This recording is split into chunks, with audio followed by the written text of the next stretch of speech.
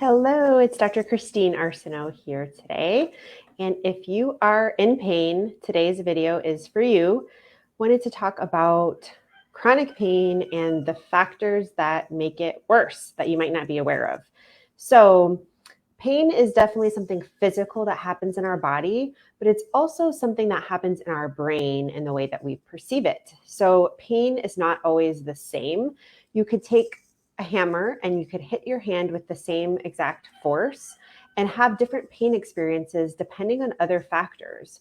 For instance, if you were working on a project that you hated, you had slept really poorly the night before, you had eaten fast food, and you were lonely, you're going to have more pain, a different pain experience than if you had been working on a project that you loved, surrounded by loved ones, friends that you enjoy being with, you slept great the night before, you ate some anti-inflammatory food. Your pain experience is going to be a lot different. And I think sometimes we overlook some of the other lifestyle factors, some of the other things in our environment that can actually affect our pain levels. So I wanted to go over that, and specifically inflammation and pain. It's really common in our society, and our society now is a lot different than our ancestors' world. And so that's what I wanted to highlight, the factors that make pain worse that are different than our ancestors and the lives that they lived.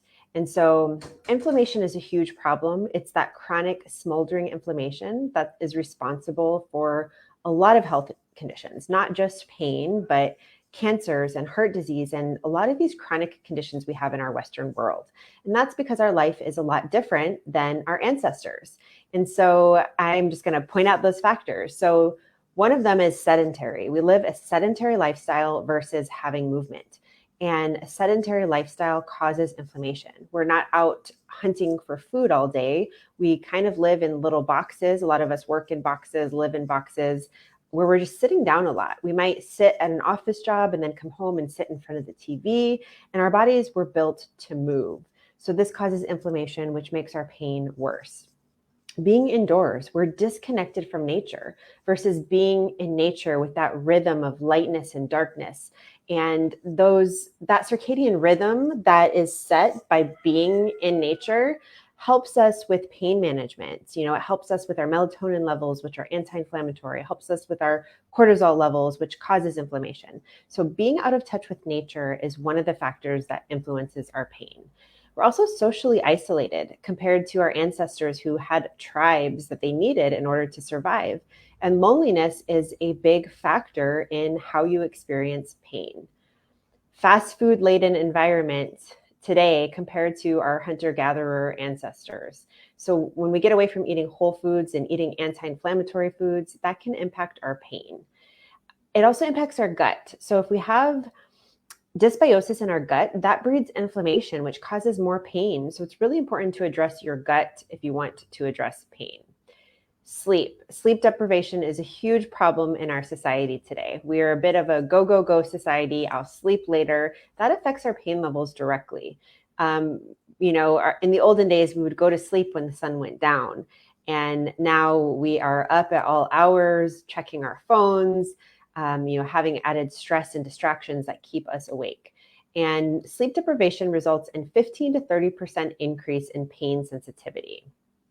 And then we just live a frenzied life, a stressful life versus a more boring life that our ancestors led. We're meant to really live a boring life, not have all these novelties and constantly be seeking out things. And that stress, even if it's good stress, it's just our body perceives it as stress, which causes us to create cortisol, which causes us to be inflamed. And it's a much different world where we're always on our devices. We're always bombarded. It's really bad for our brain when we're constantly being interrupted and switching tasks as well. And emotions, mood, mindset, all of those affect your pain. Past traumas in your life is a big one as well. But our mindset around the pain, our mood, that affects our whole experience with how we tolerate pain. And chronic pain is also associated with neuroinflammation. So an inflamed brain is going to affect our mood. Chronic pain is associated with increased risk for insomnia. And we know sleep is going to affect our pain then. So it becomes a cycle. And chronic pain is also associated with increased risk of anxiety and depression. So it's important to look at all these factors so you can actually make an impact and have some shifts in your pain levels. And so when we address inflammation, which is really the focus for how I work with clients, is really looking at inflammation. When we address that, we can address that through lifestyle factors contributing to it. We can decrease not only pain, but we can also decrease brain fog, and we can decrease fatigue. All of these causes, inflammation is a big part of them. And you can really see your symptoms shift quickly if you focus on inflammation. And I do this in a comprehensive way where we look at all those lifestyle factors, as well as effective natural supplements, as well as hypnotherapy to rewire your subconscious mind. Again, it's really comprehensive. So we are looking at food. We want to nourish ourselves with things that are healing to our gut so we can decrease that inflammation there. And also quiet time and rest and meditation, mindfulness, all of these things, being able to incorporate those into your life can go a long way in activating your parasympathetic nervous system, which is where you heal, instead of that sympathetic nervous system where we just have this ongoing stress that's breeding inflammation in our life. And so I teach you how to manage those triggers of the stress and also how to change your response to the things that you can't change. And I love incorporating hypnotherapy. It's really important because you have to show your brain what your new reality looks like. So your brain's job is to keep you safe. Your brain does not like change. It wants to keep you in the safe known. And it's the brain's job to conserve energy, which is why we create habits. So we want to stay safe, familiar, predictable. And you have to program yourself with new thoughts, new beliefs, new feelings, and new habits to create that new life. And hypnotherapy allows you to do this just in a much more quick and effective way, and also to implement habits that are then sustainable. It also helps with relaxation, and even self-hypnosis does this. Long-term, it can decrease pain. There's studies that show the effects have been maintained for up to 12 months in some patients, and this is for chronic pain. And hypnotherapy has also been shown to have significant improvements in sleep and mood. It also allows you to process traumas without having to relive them, but simply by removing the blocks that are keeping you stuck.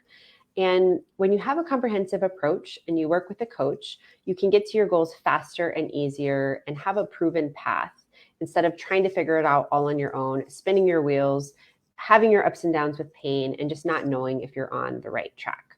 So if you're ready to really take care of inflammation, address that pain and fatigue and brain fog, go ahead and send me a DM or click on the link in the comments. I'm going to post my schedule link. You can apply to get on a call with me so we can start getting some shifts and having you live an energetic life free of pain. Looking forward to talking.